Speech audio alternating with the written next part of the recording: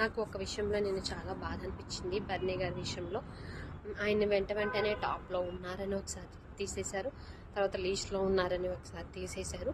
ఫైనల్గా అయితే ఇమ్ము, తనూజ, సంజన గారు మిగిలారు అనమాట. బర్నీ గారిని అయితే గేమ్ నుంచి తీసేశారు. అప్పుడు చాలా ఫీల్ అయ్యి ఆయన కూడా చాలా ఫీల్ అయ్యారు. సపోర్ట్ ఉంటుందేమో అనుకున్న సపోర్ట్ లేదు అని కళ్యాణ్తో కూడా మాట్లాడారు. కళ్యాణ్ నాకు ఇది ఒక్కసారైనా సపోర్ట్ చేయాల్సింది, ఫస్ట్ నుంచి చూస్తున్నా, నీకు ఏదో ఒక టైంలో స్టాండ్ తీసుకున్నాను కానీ నాకు ఒక్కసారి కూడా స్టాండ్ తీసుకోవాల్సింది అని పాపం ఆయన మాట్లాడారు. కొంచెం కోపంగానంటే తీసేస్తారు అనుకోలేదు. దానికంటే ముందే తెలిసింది ఆయనకి స్ట్రాటజీ వాళ్ళు నలుగురు తనకే ఓట్లు వేస్తారని. కానీ లాస్ట్లో తనూజని వెళ్ళి అడిగేసరికి తనూజ అయితే ఓట్లు వేయలేదు. కాకపోతే మెజారిటీ ఓట్లు అయితే 3 పడ్డాయి కాబట్టి అక్కడ అవుట్ ఆఫ్ ది గేమ్ అయిపోయారు. సో ఆయన అయితే అప్పుడు చాలా బాధపడ్డారు అనమాట. ఇన్ని రోజులు ఇప్పుడు ఎన్ని గేమ్స్ నుంచి తీసేసినా ఆయన ఏం బాధపడలేదు. కానీ నేను కొంచెం చాలా ఫీల్ అయ్యారు, ఎందుకంటే టాప్ 2 ఫైనలిస్ట్ కోసం కాబట్టి ఆయన ఫీల్ అయ్యారు.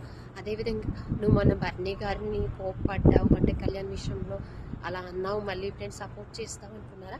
నిజంగానే ఆ టైంలో కళ్యాణ్ అలా అనడం తప్పు. ఎందుకంటే అది ఒక ముద్ర వేస్తే అది నిజంగానే అది నెగిటివ్గానే ఉంటుంది. అది ఆయన అన్న మాట అది ఎప్పటికీ నెగిటివ్గా బయటకు కూడా నెగిటివ్గానే వచ్చింది, అది నెగిటివ్గానే అవుతుంది.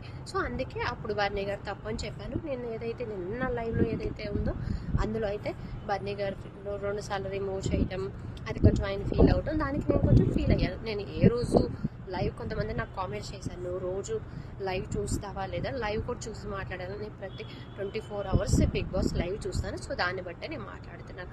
ఏ రోజు తప్పు అనిపిస్తే తప్పని మాట్లాడతాను, కరెక్ట్ అంటే కరెక్ట్ అని మాట్లాడతాను. అంతేగాని నాకు వాళ్ళ ఇష్టం వీళ్ళ ఇష్టం, వాళ్ళు తప్పు చేసిన నేను కరెక్ట్ అని మాట్లాడాలి అని నేను ఎప్పుడూ చేయలేదు. సో మీరేమనుకున్నారో కామెంట్ చేయండి.